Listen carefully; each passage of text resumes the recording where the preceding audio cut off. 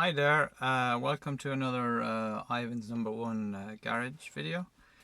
I just want to go through a few tips on rear disc replacement for Porsche Cayman 987.1. There's a few videos on YouTube and you can see how you can do it, but if I knew a few of these tips before I did the job, I'd probably have done a lot better. So that's why I want to just go through a few of these. Number one, I've broken down into 4 or 5 sections. First one is how difficult the job is. Depending on experience, I'd say 3 to 4 out of 10. So 10 being the hardest, obviously. It's not too bad if you've done it before and you've done more. Second point is parts. Apart from obviously the discs and the brake pads, which is 2 discs and 4 pads for the back, I would totally recommend getting 2 new brake pad wear sensors. I only bought one because the other one was fine, but when I was putting it back in, the other one snapped. So just always buy new wear sensors.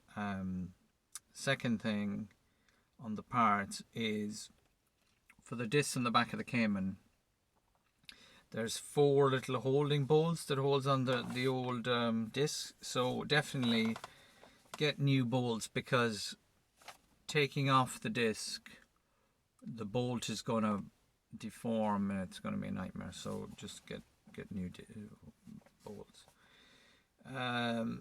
Point 3 is safety. So what I did was, it's just a,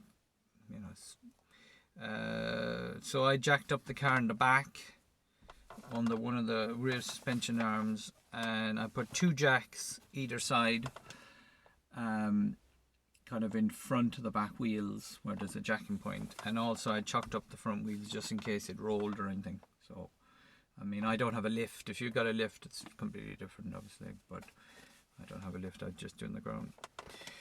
So then on to the main part, really, is point 4 is disassembly.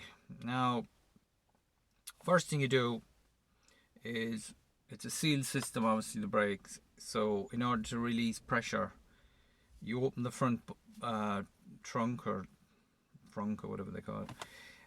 Remove the brake fluid reservoir, and I used a kind of a syringe, maybe a 100 ml syringe, and I took 50 ml of fluid out, just because what's happening is when you spread, what happens is when the brake pad wears, the pistons comes in and it forces. So when you want to lever them out, if you don't do this, the fluid's going to go all over your front of your car. So, and it makes it easier taking out the brakes pads. Part B, point B.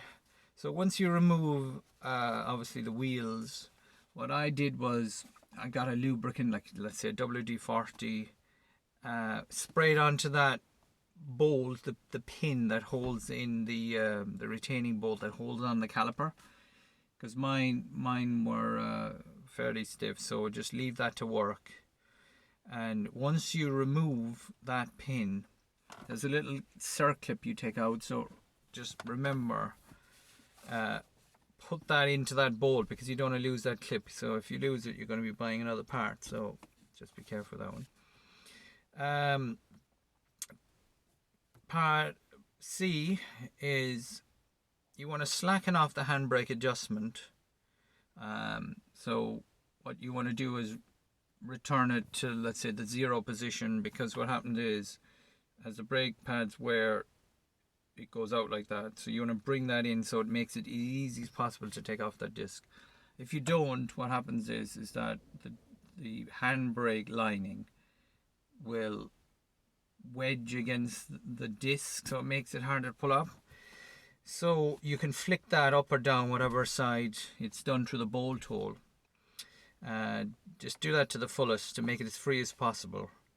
And I use a torch to look through it so you can see which way to flick it. Then part D, so I use the brake pad separator. It just separates the pads. You can use a crowbar or screwdriver or something too, but it's easier with a separator. It just moves it. Then next one, when the caliper is off, just get a hook or something to hang it off the suspension arm, because you don't break in a brake pipe or something on the caliper. Then the last thing I did was talking about the holding bolt. I use an impact screwdriver, because that retaining bolt that holds on that disc can get very it's just going to be literally welded on. So with impact screwdriver, you can put it should fit on well into the screw of the bolt, and you hit it with a hammer and it impacts and turns. So that's what I use. It just makes it much better. I mean, once you get that off. So next part, after all that is apart, assembly is pretty straightforward. So you make sure it's lined up correct. You put on the new bolts, and that's it really. I mean, it's another. I mean, putting in the brake pads is relatively straightforward. So you've probably done that before. It's not really something how to do. This is not a step-by-step how to do the job. It's giving you a few tips on how to make the job easier. I also used a little bit of copper slip on the brake pad. Obviously not the pad, but the back of it. That it just would stop squeaking, and the piston comes out and in. It just a tiny bit there. So that's about it really on the Porsche 987 top tips on rear brake disc replacement. I have a second video talking about doing the handbrake linings on the back. So have a look at that video. And what I'll do in the description, I'll put these notes into the description, so it might help you. Might not. I mean, if it only helps one person, I think it's worth it. But there's just a few little things that'll make your job so much easier.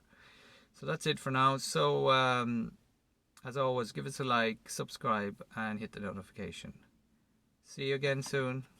Bye bye.